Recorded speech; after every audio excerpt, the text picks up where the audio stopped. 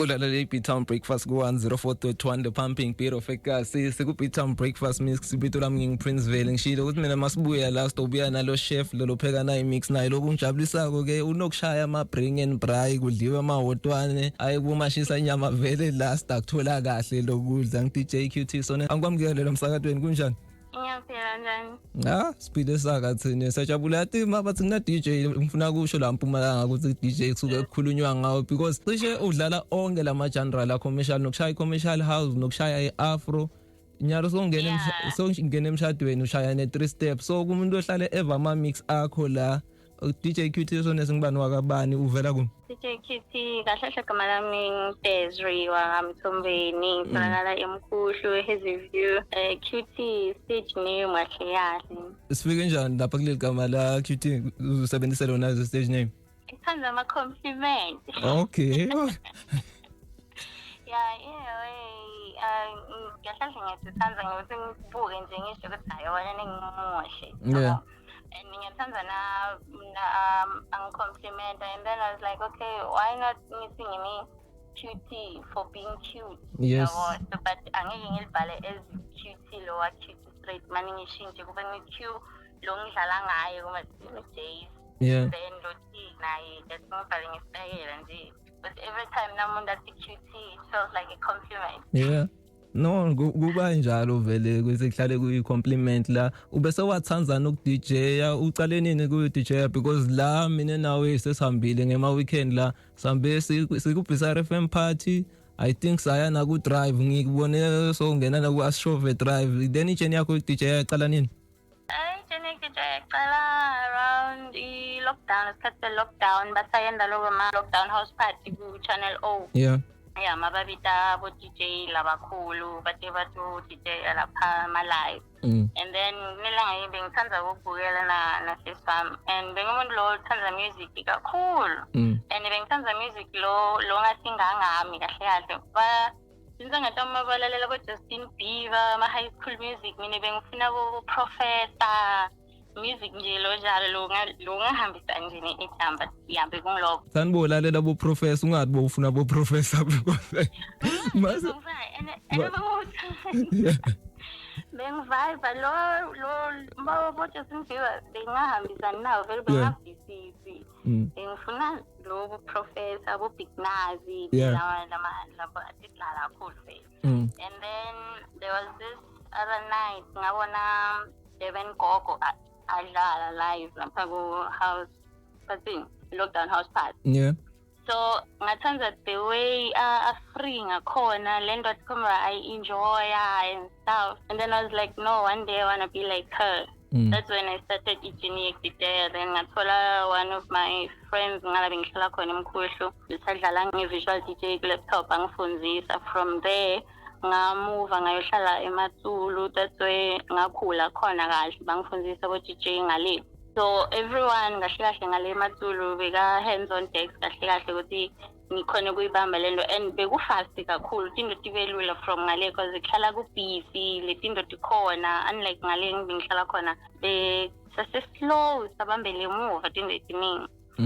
so yasuka lapho ke ngathi market ngale eMatsulu ngatiwa vele and lokungijabulisa kakhulu by that time bengiyi-1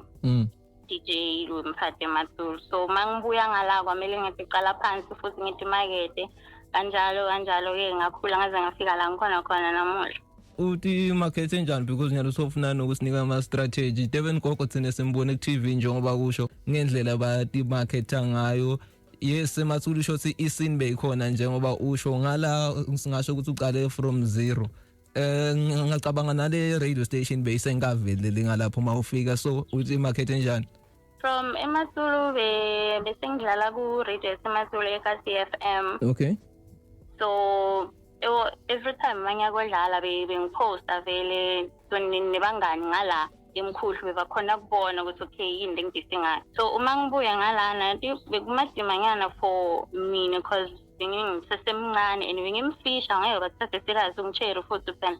bengifika ngitindzawo lesibanatha kudo tshwala bagrova kudo ngifike ngithole maybe manager noma i-owner laphana ngimkhulumise ngimchazele ukuthi ngim-QT ngisuka kuphi bengikuphi nani ngiqale njani. So bengicela i-chance ukuthi ngidlala just ukuthi ngithi market. I'm not expecting any payment. Yabo. That's ukuthi mina ngifuna leyo publicity. So benginekenda njalo kwabana la ngaya khona bangangithathi serious umuntu wakhona nje yathi hayi ngizokufonela sokhuluma yabo. Until kwabana lo munye DJ ngalana ngi-Crazy Stan ngala emkhulu wangibona ku Facebook ukuthi besolo ngibhisi ngani wangicela one time ukuthi wena ngiyenda igig so buya utodlala bo ngaya from lapho enengoyilenzayo lengaya kuyo bafika bangangithatha serious kokuqala le manager. So they anginika leyo chance ngadlala babona talent lami ngidlala kahle so bekumuntu loziwe bahlala bangibita every time mabenda ama-event so bantu bajwayela njalo ngaqhubeka ngabuya ngathola i-chance ukudlala kule radio station nayo ilo Astrove Drive leyo imentionile sengabuya ngaqhubeka nani like DCRFM. Yeah, la sinesikhathi lesithi unokwenda ama-event ngoba ngikhumbula lelinye ilanga nihamba emgwaqweni nibeka ama-poster njengoba ngibalile khona lama-event vele lo ngathi u-ambassador kuwe especially la ngathi involved by community so unokwenda ama-event kumbe khona abantu leni banabo nigrupane nema-event? Nebantu labasigrupana nabo so we just help nge-marketing and ma-plans here and there but nebantu laba vele bawuphethe lama-event la especially i-Bring and Buy i-event leyendeka kabili eminyakeni so it's from August nango-December every year ayayendeka so siba sikhona ukuthi silo site ukuthi i-event ibe successful ngale ndlela. Sibonga kakhulu uhlale usijayivisa la mina ngibona ujayiviswa i-rain dance so angeke ngifune